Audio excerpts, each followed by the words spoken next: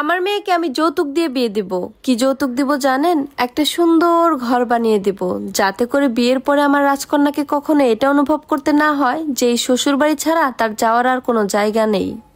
আজকে একটা সত্যি কথা বলি, শুনেন। কেউ যদি বুঝে যায় যে আপনি তার প্রতি দুর্বল, তাহলে সে হবে নেইমার আর আপনি হবেন ফুটবল। তাই কারো প্রতি এতটাও দুর্বল হওয়া উচিত না।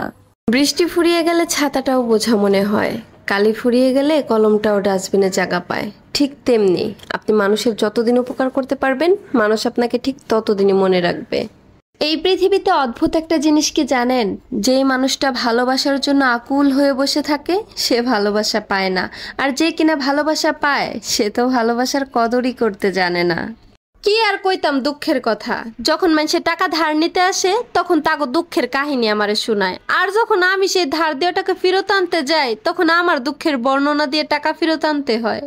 আমি কোনোদিন এটা কল্পনাও করতে পারি না যে এই পৃথিবীতে একদিন আমার স্বামী থাকবে না, অথচ আমি থাকবো। কারণ আমার গোটা পৃথিবীটাই হচ্ছে আমার স্বামীকে ঘিরে, আর আমার স্বামী ছাড়া আমার পুরো পৃথিবী অন্ধকার। কালকে রাত্রে জামাইয়ের সাথে একটু ঝগড়া হয়েছে, তো ঝগড়ার এক পর্যায়ে তার আমি বললাম যে বউ হচ্ছে এলইডি লাইটের মতন, যদি না থাকি তাহলে তোমার পুরো সংসারটাই অন্ধকার। ও মা, সে আমার কি উত্তর দিল জানেন? বলে, জানো ইদানিং না চোখে একটু কম দেখতেছি, লাইট মনে হয় চার কোনায় চারটা লাগানো লাগবে। মানুষ বলে যে ভাগ্যে যেটা আছে সেটাই হবে, আর আল্লাহ বলেন যে তোমরা আমার কাছে চেয়ে দেখো, ভাগ্য পরিবর্তন করার ক্ষমতা আমার আছে। একটা বাস্তব কথা কি জানেন? ছেলেরা যখন বিয়ে করতে যায় তখন ডিভোর্সি কিংবা এক বাচ্চার মাকে তাদের ভালো লাগে না, কিন্তু যখন পরকীয়া করতে যায় তখন 4 বাচ্চার মাকেও তাদের কাছে নায়িকা নায়িকা মনে হয়। কিছু পুরুষ মানুষ একজন নারীকে দেখে পুরো নারী জাতিকেই বিচার করে ফেলে, বলে তোরা নারী জাতটাই খারাপ। আরে ভাই, তুমি হয়তো ভুলে যাচ্ছ, তুমি যে মায়ের গর্ভ থেকে জন্ম নিয়েছো সেও কিন্তু একজন নারী। তাই একজন নারীকে দেখে সব নারীকে বিচার করতে যেও না। লেবু বেশি চিপলে যেমন তেতো হয়ে যায়, ঠিক তেমনি কিছু মানুষকে বেশি ভালোবাসা দিলেও তাদের অহংকার বেড়ে যায়। তাই যে যতটুকু প্রাপ্য তাকে ঠিক ততটুকুই ভালোবাসুন। আমি কখনোই চাই না যে আমার হাজবেন্ড আমার কথায় উঠুক আর বসুক, কারণ একজন পুরুষ মানুষ হচ্ছে ঘরের খুঁটির মতন, আর সেই খুঁটিটা যখন ঘরের মেয়ে মানুষ হয় তখন ঘর এবং সংসার দুইটাই নড়বড় হয়ে যায়। তাই স্বামীকে গোলাম না বানিয়ে রাজা বানিয়ে রাখুন।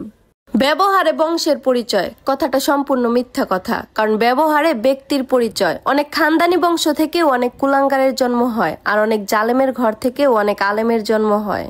জামাই যদি খারাপ হয় তখন মেয়ের মা বলে, কি করবি মা, ধৈর্য ধরে সংসারটা কর, নিশ্চয়ই তোর কপালেও একদিন সুখ হবে।